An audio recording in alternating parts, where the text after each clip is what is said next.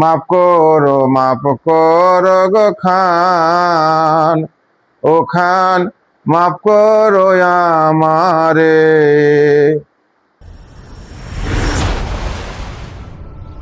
আমার জীবনের দ্বিতীয় ছবি প্রেম দিওয়ানা।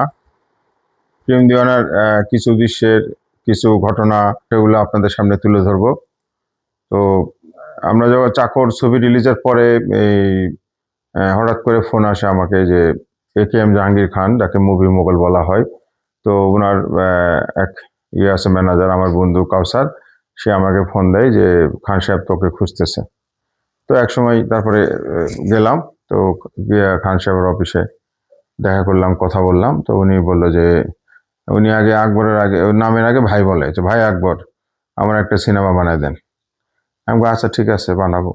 তো তখন যেহেতু আগে চাকরে কাস্টিং ছিল ইলিয়াস কাঞ্চন চম্পা, তো সে তো বললো যে কাস্টিং কি নেবেন। আমি ইলিয়াস কাঞ্চন চম্পা আর শাবনাজ নাইম হলে খুব ভালো হয়, তাহলে বিগ কাস্টিং হয়ে যায়, যেহেতু আপনি বড় ব্যানার বড় অফিস, তো আপনি ট্রাই করে দেখেন যদি পান।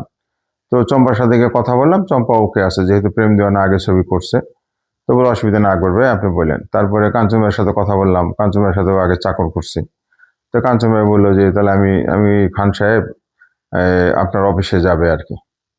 তো কোনোদিন যায়নি, যেহেতু তার অফিসেও আপনার কোনো ছবি করা হয়নি, তো সেই জন্য তার কখন থাকবেন। তো ওই বিকাল 4টা কি 5টাতে কথা বলছিল, পাশেই খান সাহেবের বাসার পাশে কাকরাইলে তার অফিস। তো পরে উনি আসার পরে গেলাম আমরা, খান সাহেব আমি কাউসার। তো কথাবার্তা বললাম, চাটা খাইলাম। তারপরে বললাম যে ভাই তাহলে এই শিডিউল এইভাবে শিডিউল লাগবে আর এই গল্প। তো এখন আপনার খান সাহেব আসছে, টাকা পয়সা তাহলে কি বলেন কেমন কি। তো ন্যাচারালি আমরা তখন জানতাম যে এই এই কাঞ্চন ভাই, ইলিয়াস কাঞ্চন ভাই তখন নিত সে এই 3 লাখ টাকার মতো আর কি, বা 3 থেকে 4 লাখ টাকা এরকম। তো পরে উনি একটা কথা বললো যে খান সাহেব তো কোনোদিন আমাকে নেয়নি, তাই আমি ওনার প্রোডাকশনের ছবি করবো, তাহলে আমাকে 6 লাখ টাকা দিতে হবে। তো 6 লাখ টাকা দিতে হবে। তো এটা শুনে খান সাহেব তো মন খারাপ হয়ে গেল, আমারও মন খারাপ। আমি সকালবেলা অলরেডি কাঞ্চন ভাইয়ের বাসাতে কথাও বলে আসছি। তো পরে আমরা বললাম যে তাহলে আমরা অফিসে যাই, খান সাহেবের সাথে বুঝে তারপর আমরা কথা আপনার সাথে কালকে বলবো। আচ্ছা ঠিক আছে। তো পরে আমি আর অফিসে যাইনি, খান সাহেব অফিসে চলে গেছে, আমি ভয়ে FBC চলে গেছি, যে এই ছবি আর হবে না, হিরো এরকম করছে আর হবে না। তো FBCতে গেছি, মন টন খারাপ। তখন ওই মান্না ইয়ে করতেছিল, ঘুরতেছিল। তো মাঝে মাঝে আমাদের সাথে দেখা হইতো, কথা হইতো। তখন বলতো যে আকবর ভাই কি খবর টবর। আমি এই দেখি খান সাহেবের, জাহাঙ্গীর খান সাহেব ওখানে একটা ছবি কথাবার্তা হচ্ছে, দেখি যদি হয় আর কি। তো হইলে আপনি, যদি আপনার ভাগ্যে থাকে তাহলে হয়তো হইতেও পারে আর কি। তো পরের দিন অফিসে গেলাম, খান সাহেব ডাকলো, বললো যে কি হলো ভাই একবার। আমি না তাহলে উনি যেহেতু আপনাকে অপমান করছে, তো আপনাকে আমরা ওনাকে নিব না। তাহলে কাকে নিবেন? আমি বললো যে চম্পার সাথে এই মানে একটা সিনেমা করছে, ছবিটা ভালো গেছে, কাশেম মালার প্রেম। তো সেহেতু তাহলে চম্পা মান্না জুটি হলে খারাপ হয় না। বলে আপনি ট্রাই করে দেখেন। তো তখন আমরা মান্নাকে খবর দিলাম। তখন মোবাইল ছিল, হ্যাঁ মোবাইল ছিল মনে হয়, যাই হোক চালু হয়েছে কিনা। তখন তাকে খবর দেওয়া হলো, পরের দিন মান্না আসলো, কথাবার্তা বলে আমরা ফাইনাল করলাম। এই প্রেম দিওয়ানা মান্নাকে নিয়ে শুরু। আর একজোড়া নেওয়ার ইচ্ছা ছিল শাবনাজ নাইম। তো আমি কয়দিন ওরা FBCর ভিতরে এই শুটিং করতেছে যে শাবনাজ আর নাইম। এই প্রেম দেওয়ানোর জন্য সেকেন্ড পেয়ারকে আমরা নিতে চিন্তা করছিলাম, যে শাবনাজ নাইমকে নিব। তো শাবনাজের সাথে FBCতে শুটিং ছিল, ঝর্ণা স্পটে কথা বললাম। তো বললো যে আব্বুর সাথে কথা বলেন। তো ওরা আব্বার সাথে কথা বললাম। তো ওরা আমাকে পরপর 2 দিন 3 দিন এরকম ঘুরাচ্ছে আর কি। তো পরে বললো যে শাবনাজ বললো যে আপনি নাইমের সাথে কথা বলেন। তো নাইমের সাথে মগবাজার ওয়ার্ল্ডসে তাদের বাড়ি ছিল, ওখানে ছিল। তো পরে গিয়ে যোগাযোগ করলাম। তো নাইমও করবে কি করবে না কনফিউজ, সে ধরনের কোনো রিপ্লাই দেয়নি। এরকম করতে করতে প্রায় 1 মাস এরা দুজন আমাকে অনেক ঘুরাইছে।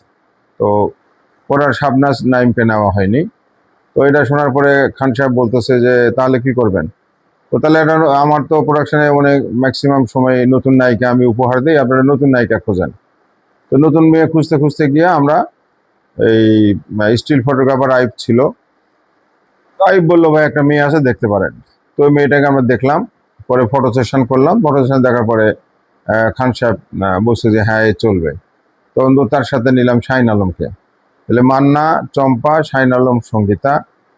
তো এই হলো প্রেম দিওয়ানার কাস্টিং। আর ওইদিকে হচ্ছে এই রাজীব ভাই, হুমায়ুন ফরিদি, তারপরে আফজাল শরীফ।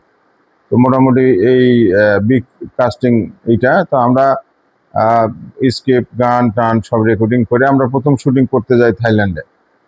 তো থাইল্যান্ডে আমরা সিকোয়েন্স করি, তারপরে ফাইট করি। পাতায়া সি বিচে আমরা গান করি থাইল্যান্ডের, এবং বিভিন্ন পাতায়ার লোকেশন, ব্যাংককের লোকেশনে আমরা শুটিং করি।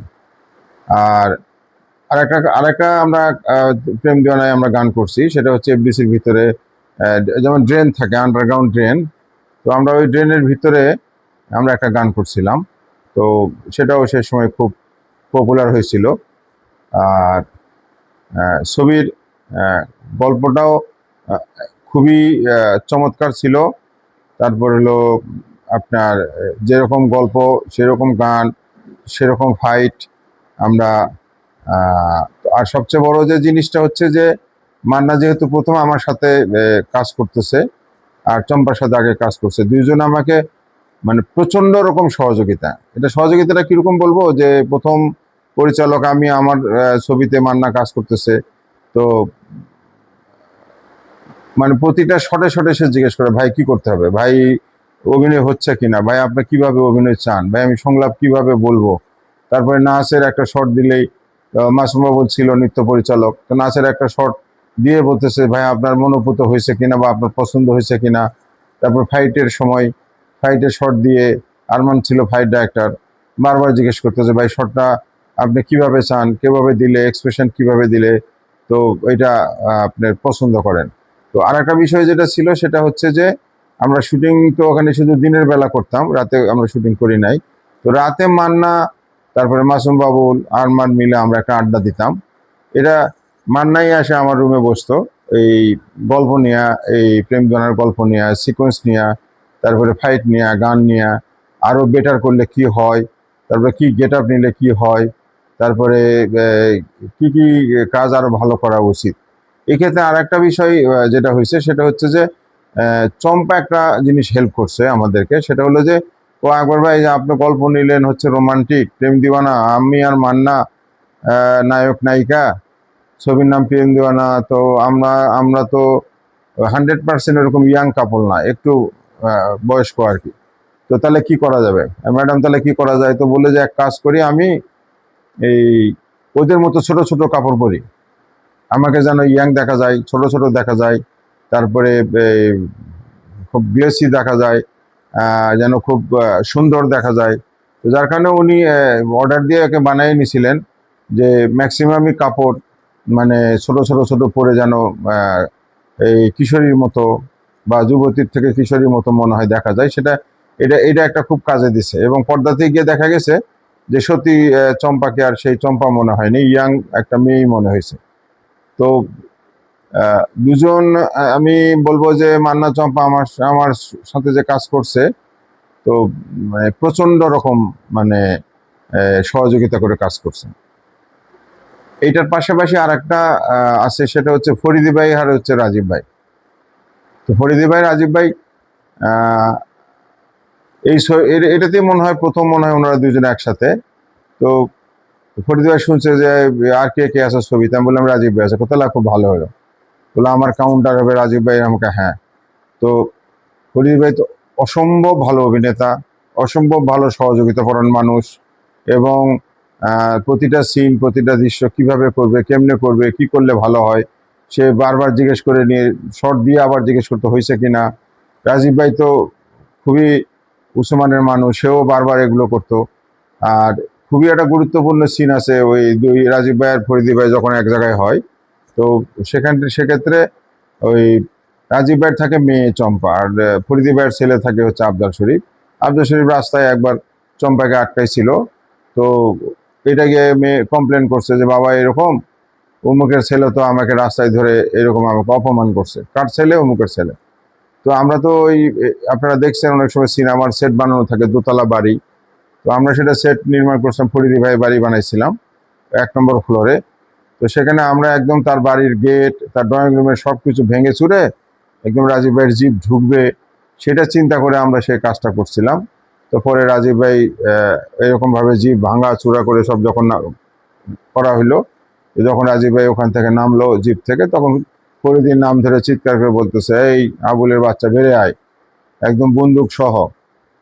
তো তখন ফরিদি ভাই উপর থেকে দেখছে বন্দুক, তখন ধীরে ধীরে নেমে এসে সামনে দাঁড়াইছে খুব ভয়ে ভয়ে, যে কি হয়েছে? বলে, তোর ছেলে আমার মেয়েকে রাস্তা অপমান করছে, টিস করছে, তারপরে এরকম বিভিন্ন ধরনের খারাপ কথা বলছে এবং বন্দুকটা ফরিদি ভাইয়ের বুকে ধরছে, তোকে আমি মেরে ফেলবো।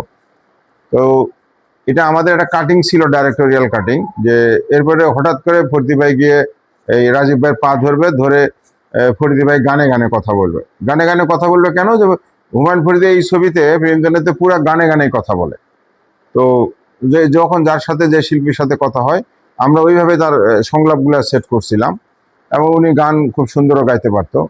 তো ওই রাজীব ভাইয়ের ওই যখন বন্দুক ধরছে, তখন একদম দৌড়ে গিয়ে রাজীব ভাইয়ের পা ধরছে, ধরে একটা গান গাইছিলাম। আমি এক লাইন গাই আপনাদের শোনাই। মাপ করো গো খান, ও খান মাপ করো আমারে। এই 2 লাইন যখন ফরিদি ভাই গাইছে, রাজীব ভাই তো অভিনয় ছেড়ে দিছে, হাসতে হাসতে অজ্ঞান। তারপরে এই ইউনিটের সবাই হাসতেছে, তারপরে শর্ট কাট কাট কাট, কি হবে? তো বললো, না এই গান ফরিদি ভাই এভাবে গাইলে আমি তো এইভাবে শর্ট দিতে পারবো না। এবং প্রায় 2 থেকে 3 ঘন্টা আমরা চেষ্টা করছি, যখনই ফরিদি ভাই গান ধরে রাজীব ভাই এসে বলে। এটা অনেক সময় হয়ে যায়। তো যার জন্য পরে আমরা এই লাঞ্চ ব্রেক দিলাম, দিয়ে বিকালের দিকে গিয়া অনেক কষ্ট টষ্ট করে এই শটটা তারা দিছে। এইটা একটা শিল্পীর মানে কত বড় প্রতিভাবান শিল্পী হলে উনি মানে ফরিদি ভাই এই ছবিতে যে গানে গানে যে সংলাপগুলো বলছে, তো এটা না দেখলে এটা বোঝা যাবে না। আপনারা দেখবেন, আবার দরকার বলে প্রয়োজনে প্রেম দিওয়ানা দেখবেন। তো আমার এই ধন্যবাদ আমার পক্ষ থেকে রাজীব ভাই এবং ফরিদি ভাইকে।